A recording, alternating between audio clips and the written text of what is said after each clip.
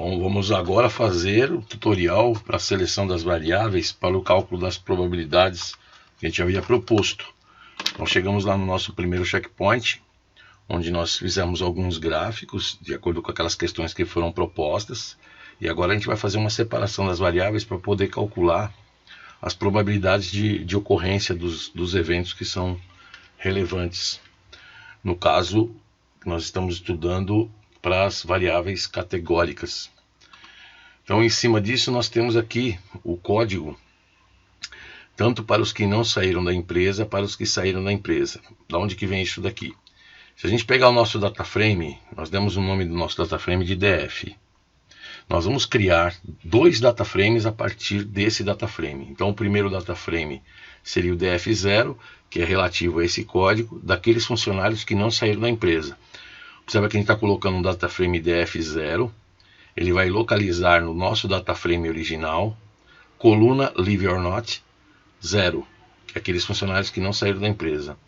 Para poder verificar esse data frame, é só você colocar essa variável, né, dentro do Python, que ele vai mostrar quais são esses valores da separação. Mesma coisa você vai fazer para o DF1. Então, o DF1 são aqueles que saíram da empresa. Então, o que vai alterar, ao invés de ser na coluna Leave or Not 0, vai ser Leave or Not 1. Então, são aqueles funcionários que saíram da empresa. E, para isso, nós conseguimos calcular as probabilidades de ocorrer e não ocorrer o evento. Quer dizer, o evento proposto e o evento complementar. Então, se nós estamos aqui pensando naqueles funcionários que saíram da empresa, nós vamos precisar pegar os valores referentes àquele data frame, que seria o DF1, né, dividido pelos valores do DF. Como que a gente faz isso? Eu criei duas funções, uma função chamada de DF probab AE, então aqui seria o nosso evento, aqui seria o nosso total, né, do espaço amostral. Como que vai ser feito esse cálculo? Ele vai pegar o valor que tem no A, dividir pelo valor que tem no E e vai multiplicar por 100. Aí nós conseguimos imprimir o resultado da probabilidade de ocorrer esse evento.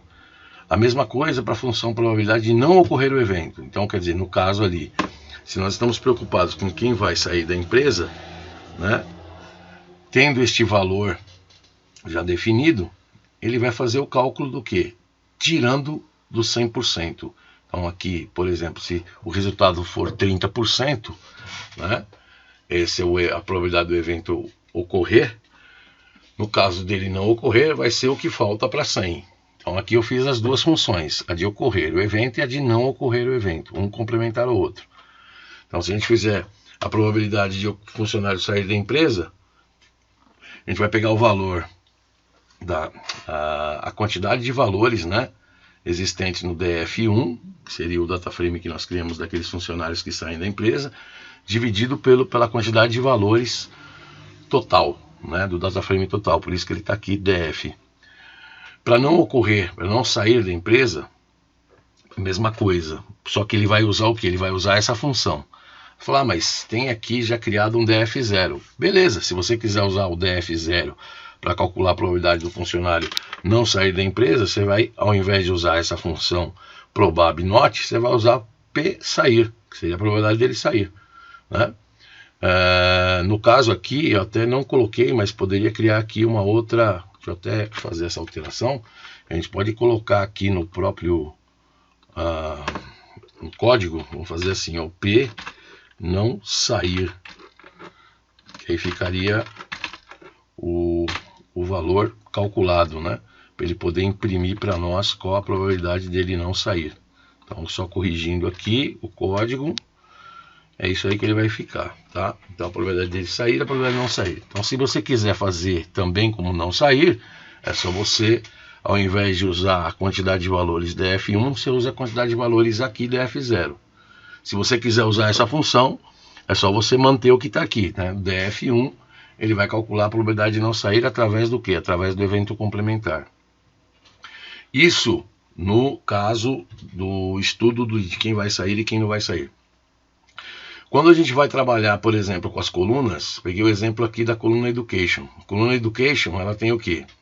Ela tem os bacharéis, os mestres e os PhDs. Para poder criar cada um deles, eu fiz um data frame aqui usando o DF como base, né? Então vai localizar na coluna Education quem são os bacharéis. Na mesma coluna Education vai localizar os mestres. E na mesma coluna vai localizar os PhDs. Então aqui ele vai fazer o quê? Vai analisar esses 3 caras.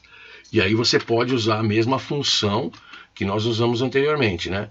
A probabilidade de ser bacharel, a probabilidade de ser mestre e a probabilidade de ser PhD. Então vai precisar usar esta função aqui, que é ocorrer o evento, e esta função aqui. Então ao invés de ser funcionário sair da empresa, vai ser bacharéis, vai ser mestres, vai ser PhD.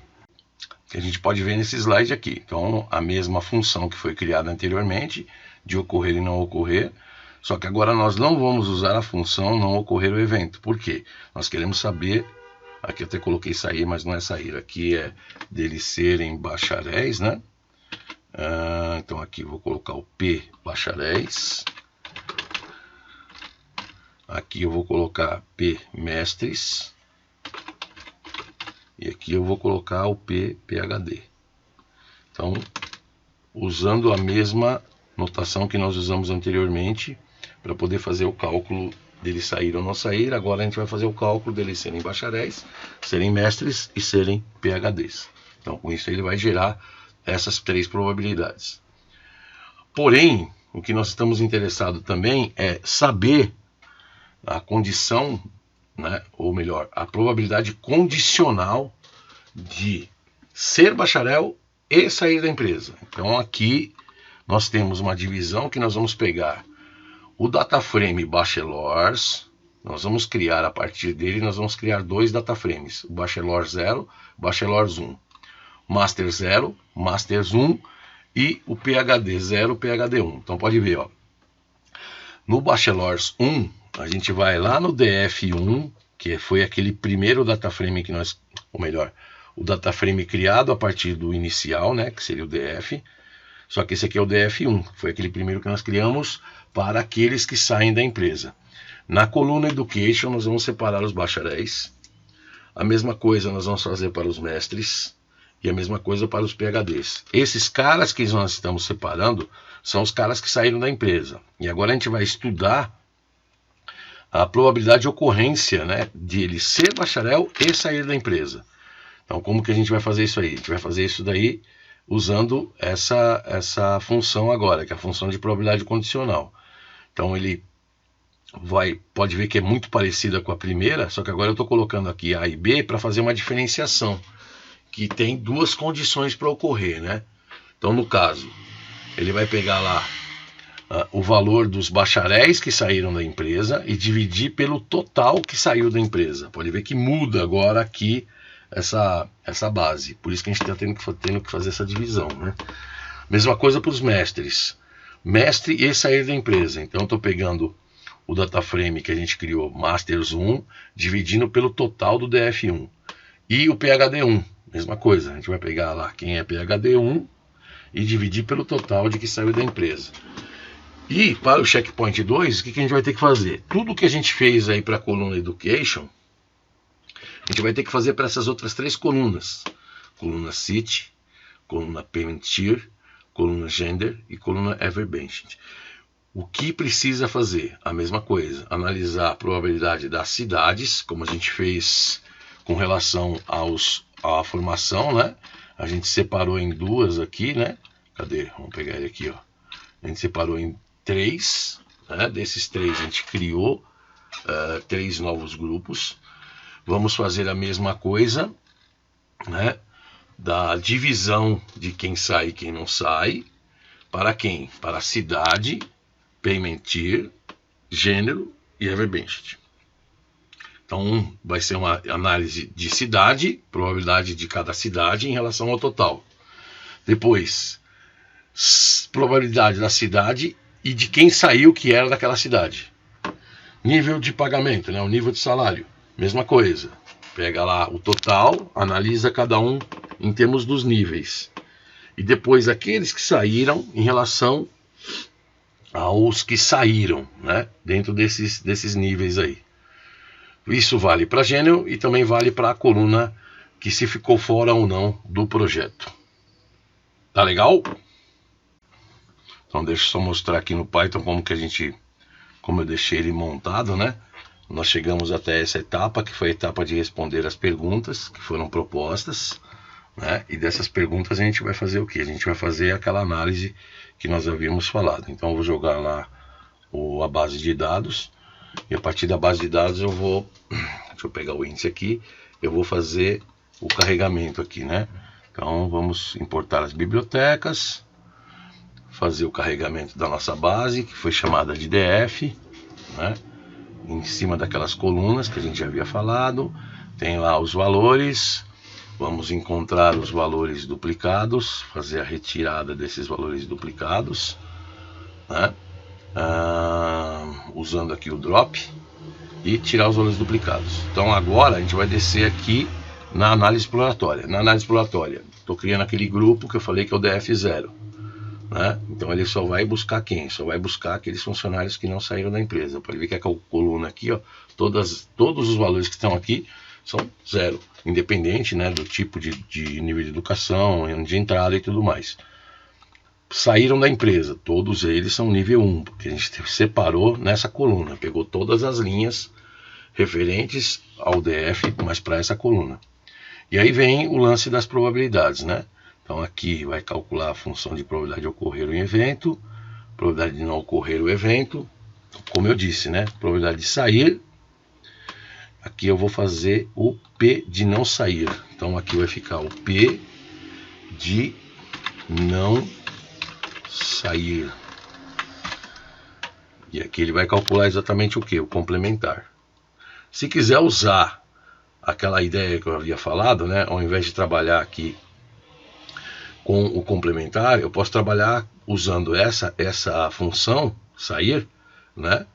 Como sendo o quê? Como sendo o P de não sair também. Só que eu estou usando o quê? Ao invés de trabalhar com o complementar, eu estou trabalhando com a função direta de ocorrer o evento.